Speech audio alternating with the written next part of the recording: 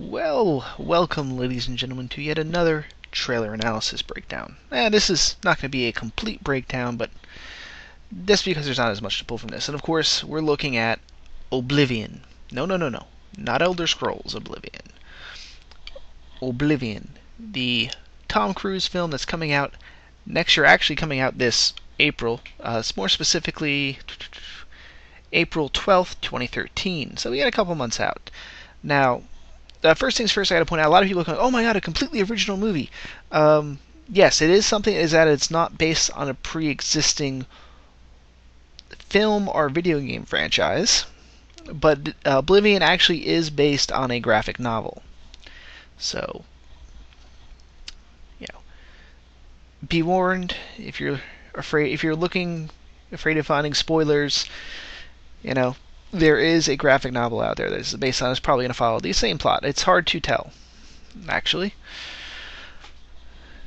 how closely this is going to follow. But it is, basically, for the most part, this is an original science fiction franchise, a big budget science fiction franchise, and my God, yay! It's glad to see this. I think even Hollywood is starting to get sick of remakes and sequels. And let's face it, Hollywood really is at its strongest when it's pumping out brand new material. I mean, it can take inspiration. It's alright normally when they do an adaptation of a book, and sometimes with graphic novels, it turns out alright. But what is the basic plot of Oblivion? Because really the trailer doesn't take it away so much. So I'm going to read the standard synopsis this was basically put out by the production company, I believe. It's being quoted here on Wikipedia. Jack Harper, Tom Cruise, is one of the last few drone repairmen stationed on Earth, part of a massive operation to extract vital resources after decades of war with a terrifying threat known as the Scavs. Jack's mission is nearly complete. Living in and patrolling the skies from thousands of feet above, his soaring existence is brought crashing down when he rescues an attractive female stranger from a downed spacecraft. Her arrival triggers a chain of events that forces him to question everything he knows and puts the fate of humanity in his hands. So, I hope that gives you some idea, although there's obviously a lot more to this plot than first meets the eye. But I think what's going to catch a lot of people with this film is going to be the visuals. And we'll get to the first thing. They make mention in the trailer that war has been fought with alien races, and humanity won the war, but Earth was made uninhabitable. And I guess what they mean by is this picture here, which is kind of a sample. This is some sort of football stadium that has been apparently ravaged, although it looks really weird how they did it. Interesting, I should say, not weird, but very interesting. You can see it's almost become like a geological foundation, or a not geographical, but no, I guess maybe some sort of geological formation. But you look just enough that it's part of this. It's artificial and yet naturalish at the same time. And I think this is kind of a sample of what we get. It's an interesting way. I wonder, well, actually, we see another sample of this in the next picture here, which you have Tom Cruise's little phallic-looking spacecraft flying there in the center through what looks like what was once skyscrapers. It's going to be interesting how they explain this. And maybe this is kind of a plot point. Maybe they're going to say the aliens had some sort of geological weapons that made it consume this, because this shouldn't happen. I don't think there's a physicist or an engineer or a geologist who would ever say, if you leave the Earth alone for thousands of years, this is what it's going to look like. No, the skyscrapers collapse. They don't turn into rock. So it'll be interesting how they explain it. Perhaps that'll be part of the point when there's an idea that things are not as they seem. That's clear in the trailer and in the synopsis. That the idea that there might be something going around. Perhaps turns out it'll be Tom Cruise's character who is working really for the aliens, and he doesn't know. They use manipulation or something, and they're turning the Earth back to its natural form. could be one of those. It's almost like I just reviewed Rainbow Six. It's like maybe this is a futuristic version if the environmentalists from Rainbow Six pulled something off. This is all because John Clark decided to let them run around in the woods, and a few escaped. See? I was right. They should have shot him.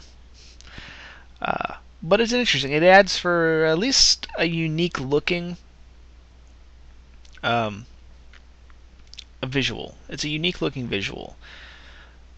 However, they do if they don't explain that, and don't, just because I don't want it spoiled for anyone else, if they do explain it in the graphic novel and such, and don't mention it here, not because I want to be disproven, but because it's a spoiler. You can personal message me if that's the case, but don't put it in the comments just so we don't have it spoiled for any people who are watching. Because this is one of those few times, I think, with this graphic novel, I don't think is that well known that we don't know what to expect going in. And they're at least telling us the plot, unlike John Carter. But I don't want to have every moment spoiled. So something like that, don't post. If you really want to tell me, personal message me on that. But speaking of Tom Cruise's phallic-looking ship, here we have a better picture of that, and giving us a bit of the design motif. If you can see, it looks like his setup here in the skies, as they talked about, and the spacecraft itself looking rather like an ornithopter from like some of the Dune adaptations I've seen, or people's interpretations of what a Dune ornithopter should look like. It's very iPod, very Apple, which only leads me to see Apple is evil. There's going to be some jokes made about that. How it's very iPod-ish design. Probably purposely so. I mean, it looks high-tech. Looks very futuristic, and they even have it down to where Tom Cruise's character, I didn't take any good shots or still shots from the trailer of his outfit, but it's very much the same thing. It's a white outfit, again, very much that iPod look, very reminiscent of the Trek, J.J. Abrams' Star Trek, how they did the new iPod design. And I'm not I keep on using the word iPod, don't I? Apple-ish design. That's, I think, purposely done. This probably contrasts the most with that kind of Earth that is being overrun with nature. Which, by the way, it's an interesting thing to bring up. And again, they kind of do point out in the trailer, okay, yeah, there's going to be some sort of lie being told about this whole situation. In fact, it looks like at some point these drones maybe are going around and trying to wipe out the last of humanity. Because there's a scene in the trailer there where it's like the drones are wiping out what he calls survivors from a plane crash, or spacecraft crash. So perhaps the drones are doing something else. I mean, you do kind of start wondering why you're watching this trailer. Well, why is Earth abandoned? Because clearly Tom Cruise can breathe on it. They built these machines. Why live off-world? I mean, you're saying there's war, but why can't people return? It looks nice. And there's even a flashback, though, where it shows Tom Cruise and looks like one of the survivors. It's in black and white, but it looks like them walking around like modern-day New York or something. So it'll be interesting to see how they do. I predict either humanity's kind of being used as slaves now, and like the aliens actually won and they're exploiting the Earth for resources, or it's the clone scenario. It's the Aeon Flux scenario where, it turns out only a few humans survived and they keep on using clones. We'll see. But moving on, there is one particular individual that pops up, Morgan Freeman.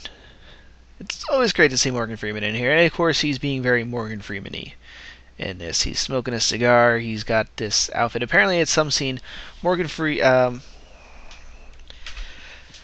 Cruise falls down in what looks like a building that's infested with some sort of creatures, wakes up, and to be interviewed by Morgan Freeman here, and as lights come on, shows a huge enclave of survivors, or people living there. At least in the Wikipedia, lists him as a resistance leader, So that'll be interesting to see. Again, please, yeah, don't spoil that one for me. I want to have some surprises here. I'm going to avoid the graphic novel as best I can. Well, let's move on and see. Well, actually, that's the last one I took. Like I said, I didn't take that many pictures of this. There's not too much to do an analysis of. It's not like an Avengers trailer or something like that, where there's going to be a ton of little tidbits because it's based on a pre-existing piece of work, especially film work, where you can go, oh, well, this scene looks very similar to the original movie, so they're obviously redoing that. So there's not as much of that, and that's good. Some people are not so happy with it, or I don't know what they were expecting, and maybe that's the problem. You gotta wonder if you're criticizing this movie already for a trailer that didn't reveal much outside the visual look and perhaps some tone. You might be part of the problem then, why we don't have more original material, why we just have repeats of the existing stuff. And it gets me annoyed because I really do see that as why studios are not making more original products, even though, again, this is based on a graphic novel, but doing stuff like that, even this going for books and looking at books and basing them on that, it's because you've got fans that immediately start criticizing this stuff because they're not familiar with it, and they can get it all excited. It's almost the inverse.